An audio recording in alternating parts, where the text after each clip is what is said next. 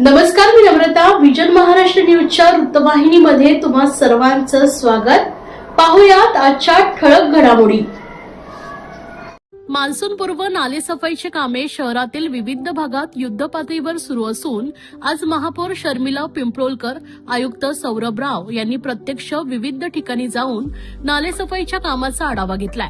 या पाहणी दरम्यान नाल्यातील काढलेला गाळ हा तिथेच न ठेवता तो सुकल्यानंतर योग्य ठिकाणी त्याचे स्थलांतरण करणे, तसेच आवश्यक त्या ठिकाणी नाल्यांच्या संरक्षण भिंतीची दुरुस्ती करणे, तसेच रोबोटिक यंत्रांचा वापर करून शहरातील नालेसफाईची कामे 31 मे पूर्वी पूर्ण होतील या दृष्टीने नियोजन करण्याचे आदेश महापौर शर्मिला पिंपळकर यांनी प्रशासनाला दिले आहेत. आज घोडबंदर रोड येथील बटाटा कंपनी येथील नाला, कापूरबावडी, कॅसल मिल तसेच वर्तक नगर येथील तिराणी शाळेजवळील नाल्याची पाहणी करण्यात आली.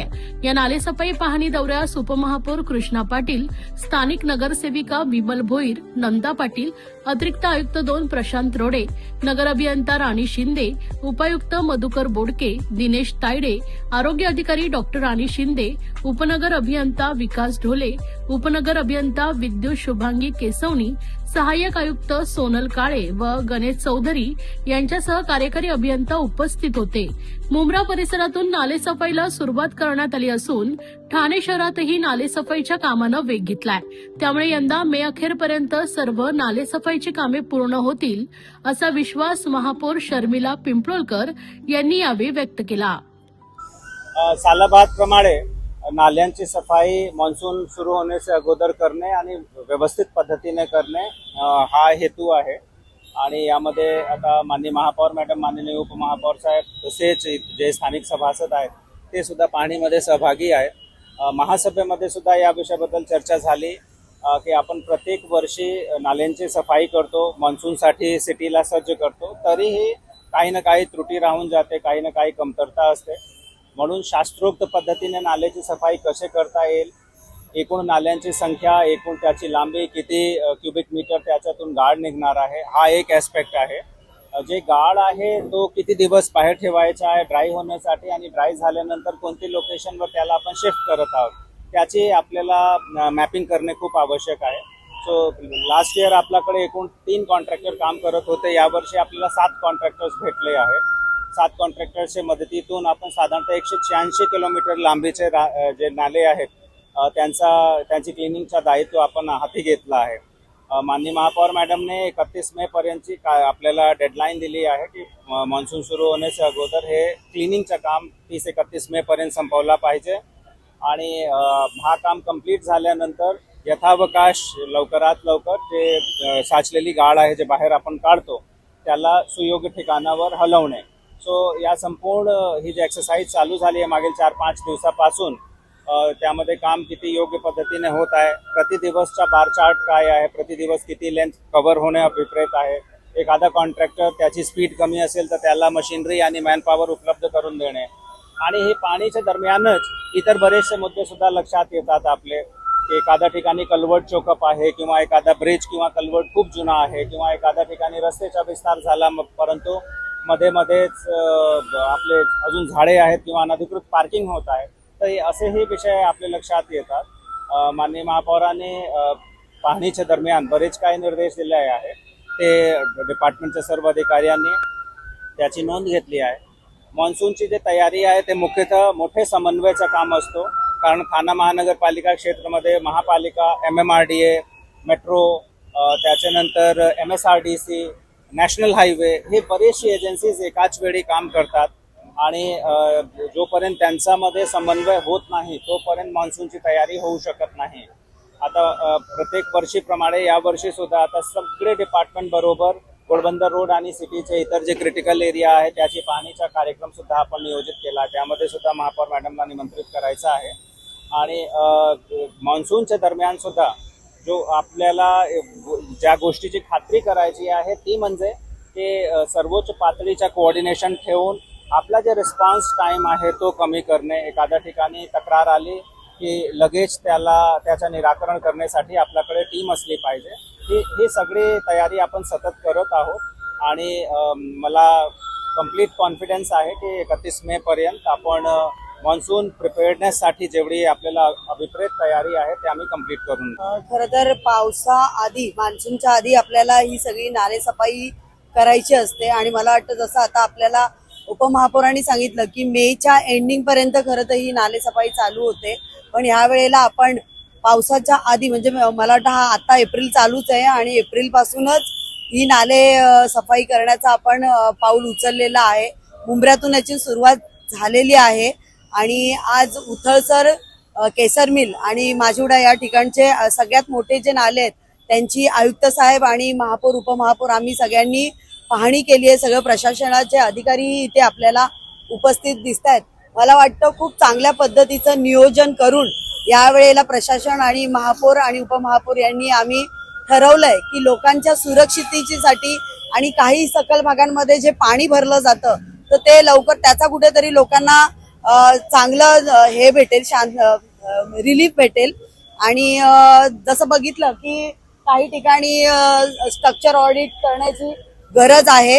केसर मिलच्या नाल्याजवळ आज आपण इथं उभे आहोत तर त्या नाल्याची खरंच थोडीशी अवस्था खूपच वाईट दिसते. तर स्ट्रक्चर ऑडिट करून आपल्याला त्या नाली दुरुस्तीचा पण आपण एक पर्याय आयुक्त साहेबांशी मी चर्चा करणार आहे.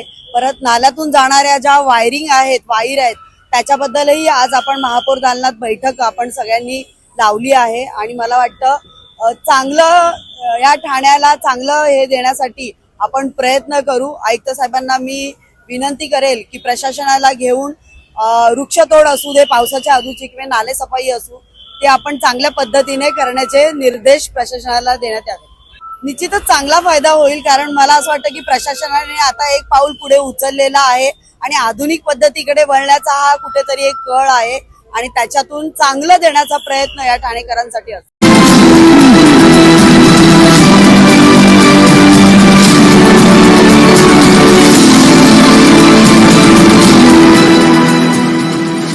ठाणे शहरातील वाढते नागरीकरण आणि त्यातून निर्माण झालेल्या पाणी टंचाईवर प्रभावी उपाय म्हणून लोकमान्य नगर पाडा क्रमांक 1 व 2 तसेच उन्नती गार्डन परिसरातील जुन्या विहिरींचे पुनरुज्जीवन करण्यात आलं असून त्यावर आरओ प्लांट उभारून नागरिकांना शुद्ध पाणी उपलब्ध करून देण्याचा महत्वाकांक्षी उपक्रम राबवण्यात येत आहे. या उपक्रमाचे लोकार्पण परिवहन मंत्री आमदार प्रताप सरनाईक यांच्या हस्ते करण्यात आले. या कार्यक्रमाला शिवसेना ठाणे शहर प्रमुख व नगरसेवक राजेंद्र फाटक, राकेश शिंदे, नगरसेविका शीतल ढमाले, सुलेखा चव्हाण, जयश्री डेव्हिड, शिवसेना विधानसभा सचिव संदीप डोंगरे, विभाग प्रमुख भगवान देवकाते, रामचंद्र गुरव, संतोष धमाले, देवेंद्र साळवी यांच्यासह असंख्य कार्यकर्ते व नागरिक मोठ्या संख्येने उपस्थित होते. यावेळी बोलताना मंत्री सरनाईक म्हणाले की ठाणे शहरातील अनेक विहिरी कालांतराने बुजवण्यात आल्या किंवा कचरा व सांडपाण्यामुळे दूषित झाल्या, परिणामी नैसर्गिक जलस्रोत नष्ट होण्याच्या मार्गावर होते. ही बाब लक्षात घेऊन तत्कालीन मुख्यमंत्री व सध्याचे उपमुख्यमंत्री एकनाथ शिंदे यांच्या कार्यकाळात ठाणे व मीरा भाईंदर शहरातील 46 विहिरींच्या पुनरुज्जीवनासाठी सुमारे 50 कोटी रुपयांचा निधी उपलब्ध करून देण्यात आलाय.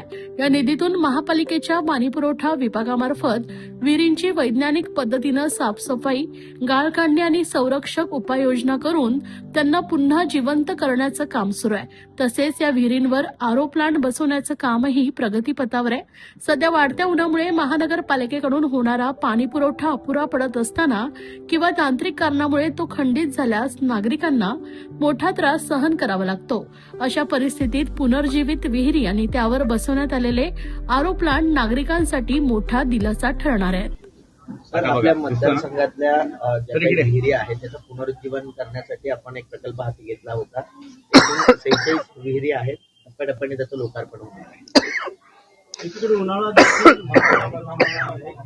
देखील कडाक्याचा उन्हामुळे अनेक लोकांना पाण्याचा प्रयत्न करावा लागतो. अनेक ठिकाणी पाणी देखील नाही.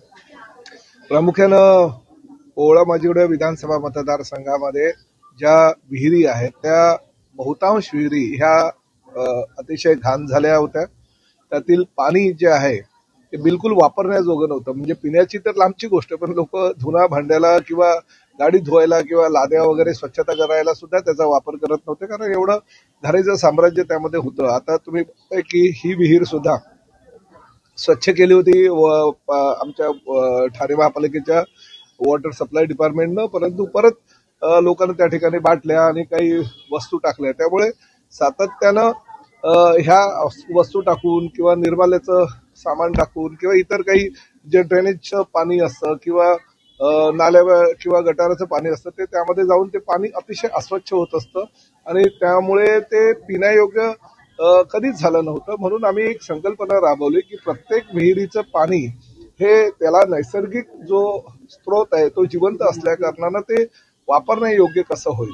आणि त्यामुळे एकनाथ शिंदे साहेब राज्याचे मुख्यमंत्री असताना मी एक प्रपोजल त्यांच्याकडे दिलं जे आमच्या ठाणे महापालिकेच्या आणि मीरा भाईंदरच्या वॉटर सप्लाय डिपार्टमेंटनं माझ्याकडे दिलं होतं आणि त्या माध्यमातून ते प्रेझेंटेशन दिल्यानंतर शिंदे साहेबांनी ठाणे आणि मीरा भाईंदरच्या सगळ्या विहिरीचं सुशोभीकरण करणे, पुनरुज्जीवन करणे, ते जे पाणी आहे त्यामध्ये ते वापरण्यायोग्य करणे किंबहुना पिण्यायोग्य करण्यासाठी 50 कोटीचा निधी उपलब्ध करून दिला.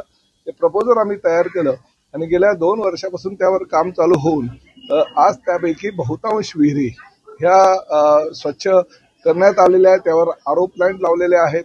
आमच्या महापालिकेच्या अधिकाऱ्यांच्या म्हणण्यानुसार आणि जे आमचे कन्सल्टंट आहे त्यांच्या म्हणण्यानुसार हे पाणी पिण्यायोग्य आहे, कारण लॅबमध्ये सुद्धा त्यांनी ते पाणी नेलेलं आहे. माझं असं म्हणणं पिण्यायोग्य ठीक आहे, परंतु वापरण्यायोग्य असेल तरी सुद्धा ह्या पाण्याचा फायदा हा सर्वसामान्य नागरिकांना होणार आहे, कारण ह्या सगळ्या जुन्या विहिरी आहेत आणि या विहिरीच्या पाण्याच्या माध्यमातून कपडे धुणं, भांडी धुणं, लाद्या पुसणं किंवा गाड्या धुणं किंवा इतर काही गोष्टी ज्या आहेत स्वच्छतेसाठी, साफसफाईसाठी या पाण्याचा जरी उपयोग झाला तरी निश्चितपणे ह्या उन्हाळ्याच्या दिवसामध्ये याचा फार मोठा फायदा होऊ शकेल. ही जी विहीर आता आपण करतोय त्या विहिरीचं पाणी पिण्यायोग्य असल्या कारणानं आरओ प्लांटच्या माध्यमातून अतिशय चांगल्या प्रकारे तो विकसित करण्यात आला आणि ताबडतोब हे जे पाणी आजपासून आता येणार आहे ते लॅबमध्ये दाखवून 2 ते 3 दिवसामध्ये तो लॅबचा रिपोर्ट हा या ठिकाणी लावण्यात येईल आणि त्यानुसार हे पाणी पिण्यासाठी सुद्धा ह्या परिसरातल्या जनतेला वापरता येईल.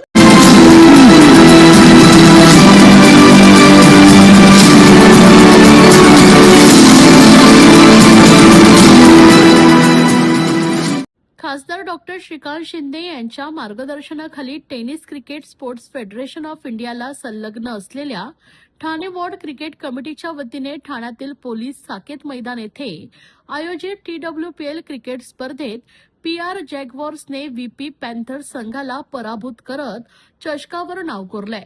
TWPLचा अंतिम सामना VP पॅन्थर्स विरुद्ध PR जॅग्वार्स या 2 संघात रंगला. PR जॅग्वारसाठी प्रथम फलंदाजी करत 5 गडी बाद 67 धावा केल्यात. मात्र लक्ष्याचा पाठलाग करताना VP पॅन्थर्सने 5 गडी बाद 59 धावा केल्या. PR जॅग्वार संघाने हा अंतिम सामना 8 धावांनी जिंकलाय. सामनावीर म्हणून विक्रम विश्वकर्मा PR जॅग्वार्स तर India icon man of the series Vivek Shelar, Thane icon man of the series जुगेश यादव यांचा सन्मान करण्यात आलाय. पारितोषिक वितरण समारंभाला खासदार डॉक्टर श्रीकांत शिंदे, खासदार नरेश म्हस्के उपस्थित होते. यावेळी शिवसेनेच्या महिला संघटक मीनाक्षी शिंदे, शिवसेना गटनेते पवन कदम, नगरसेवक मंदार केनी, युवासेना कार्यकारिणी सदस्य अर्जुन डाबी, नितीन लांडगे, मिलिंद चव्हाण, किरण जाधव, नितेश पाटोळे, PR जॅग्वार संघाचे मालक रोहित पिंपळकर, जयप्रकाश कोटवानी, VP पॅन्थर संघाचे मालक विशाल जाधव, ठाणे वॉर्ड क्रिकेट कमिटीचे अध्यक्ष निखिल बुडजडे, उपाध्यक्ष अभिजित पवार यांच्यासह स्थानिक पदाधिकारी, कार्यकर्ते आणि मान्यवर मंडळी उपस्थित होते. साहेब, TWPLचं आयोजन करण्यात आलेलं आहे. आता शेवटचा दिवस आहे. ठाणे वॉर्ड प्रीमियर लीग ही टेनिस क्रिकेटपटूंकरता भव्य दिव्य अशी स्पर्धा क्रिकेटची आयोजित केलेली आहे. श्रीकांत शिंदे यांनी टेनिस क्रिकेट करता जी ऑर्गनायझेशन सुरू केलेली आहे त्याच्या अंडर निखिल बुडजुडे अध्यक्ष TWPLचे आणि अभिजित पवार यांनी ठाण्यातील टेनिस क्रिकेटला वाव देण्याकरता, खेळाडूंना वाव देण्याकरता अतिशय उत्कृष्टपणे खूप चांगल्या पद्धतीने या स्पर्धेचं नियोजन केलेलं आहे आणि यामुळे सर्वसामान्य घरातील खेळाडूंना वाव मिळेल, पुढे जाण्याची संधी मिळेल आणि ह्या काही संघ आहेत ठाण्यातील प्रतिष्ठित व्यक्तींनी, नगरसेवकांनी हे संघ या ठिकाणी उतरवलेले आहेत, त्या खेळाडूंना मदत केलेली आहे. अशाच पद्धतीने सर्वसामान्य घरातील टेनिस खेळणारा मुलगा हा सर्वसामान्य घरातील मुलगा असतो आणि मध्यमवर्गीय मुलगा असतो. जास्तीत जास्त आपण पाहिलं तर, आणि त्याला संधी देण्याकरता फक्त सीझन क्रिकेटकडे लक्ष न देता जो खऱ्या अर्थाने गल्लीतला जो क्रिकेट जे आपण म्हटलं जातो हा टेनिस क्रिकेट आहे, आणि या खेळाला वाव देण्याकरता निखिल बुरजुडे आणि ही सर्व मंडळी काम करतात. त्यांना हार्दिक शुभेच्छा. या होत्या आजच्या ठळक घडामोडी. अशाच राजकीय, सांस्कृतिक, क्रीडा क्षेत्रातील बातम्या पाहण्यासाठी पाहत रहा विजन महाराष्ट्र न्यूज ही वृत्तवाहिनी. विजन महाराष्ट्र न्यूजच्या फेसबुक चॅनलला व युट्यूब चॅनलला फॉलो आणि सबस्क्राईब करा. धन्यवाद.